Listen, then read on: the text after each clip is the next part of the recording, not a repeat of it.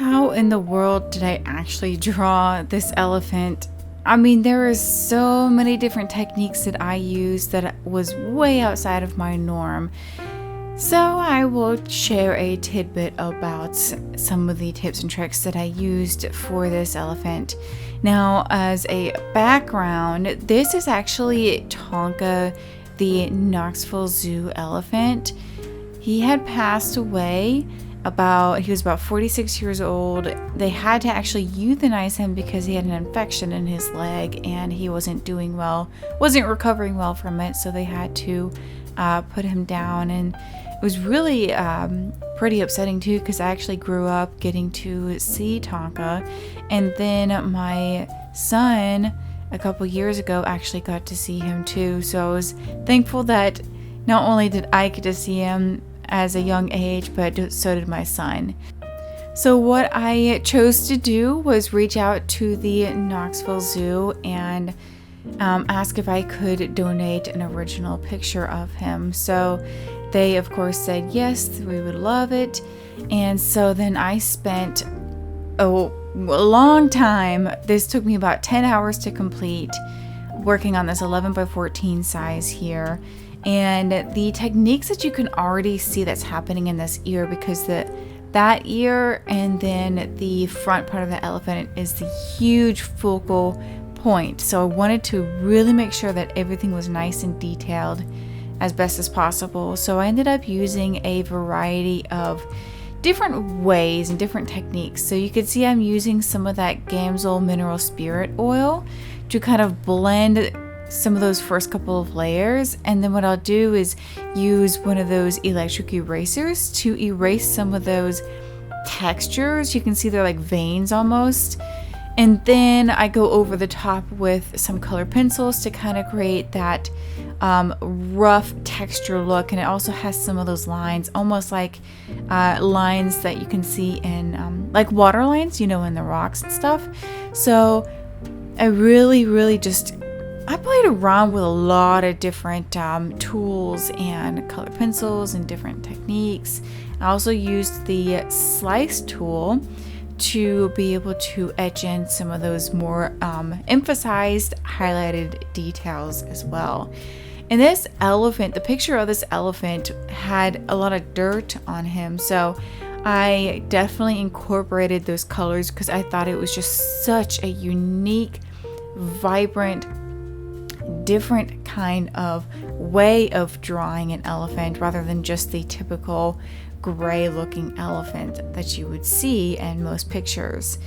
So working on the rest of the texture, I also used a little bit of let's say just a regular color pencil to create some of those dots, and then also used an electric eraser to erase some of the dots too, so you had a little bit of color as well as absence of color for the that rough bumpy texture. I really didn't know exactly what I was doing. I just kind of went with it and tried out different techniques and different colors. So I did use a variety of colors. I used pinks, grays, purples, browns, orange, reds, just so many different colors. And I even used like grays and blues.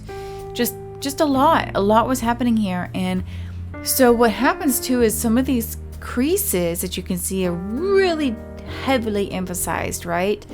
Well, over time, because I kept blending it out and I was using lighter colors, they kind of started to fade away. So I had to go back over some of those details with darker color pencils to make sure that it was nice and heavy and saturated. So even like these lines here, this was the hardest part right here, was that center piece in the trunk right here. So it was just pretty difficult to get that kind of pattern, and I wasn't able to completely 100% replicate what I saw in the reference image.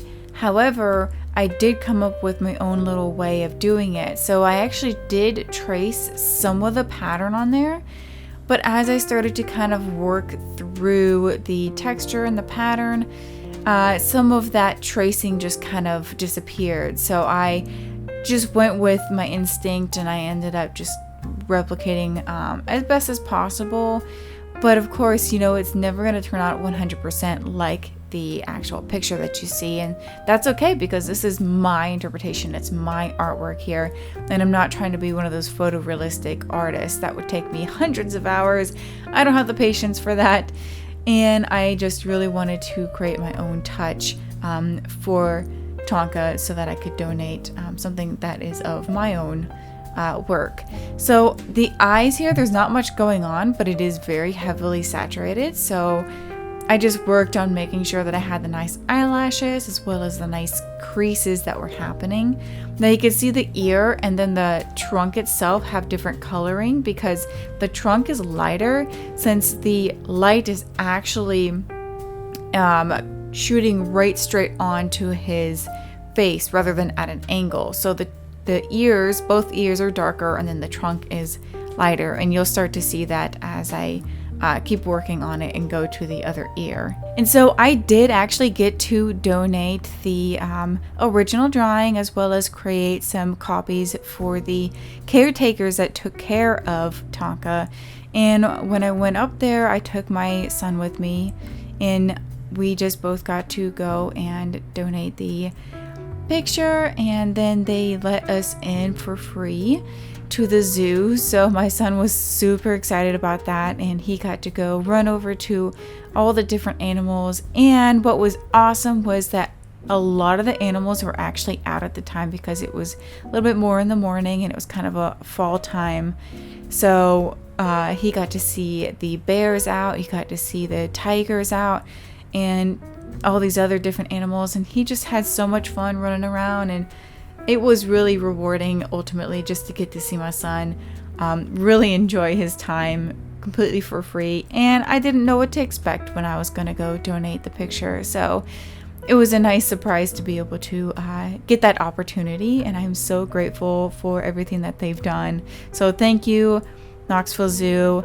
If you are watching this video, I really appreciate it, and I am so thankful to have had the opportunity to donate this as well.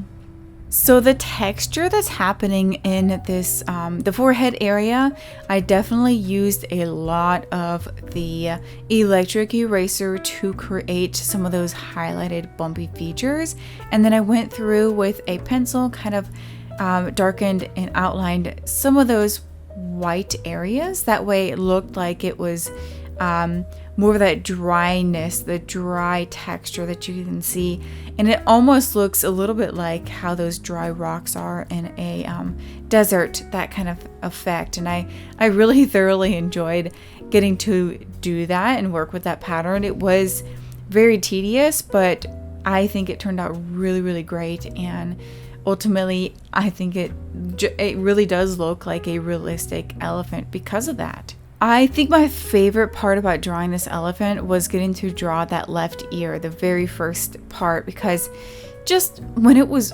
done, it looked so good. Even when I was working on it, like in the middle of it, I was impressed with the ability that I was able to create that kind of texture overall, because I got a little bit discouraged with the trunk since there was so much happening and it was very light and I just had a different kind of texture happening.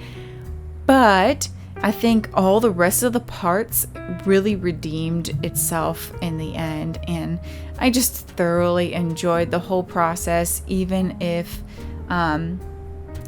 there were some parts that I kind of had to erase a little bit and then go back over and I did make quite a bit of adjustments in the end, just because I thought that, it wasn't looking quite the way I wanted it to be, especially like this right ear was a little bit too dark compared to the left ear, so I did have to go back in there and make some adjustments. But overall, I think it ultimately turned out fantastic, and I was so thankful for this opportunity. I've never actually done something like this before, and it was amazing that I got to do this for an elephant that I grew up getting to see.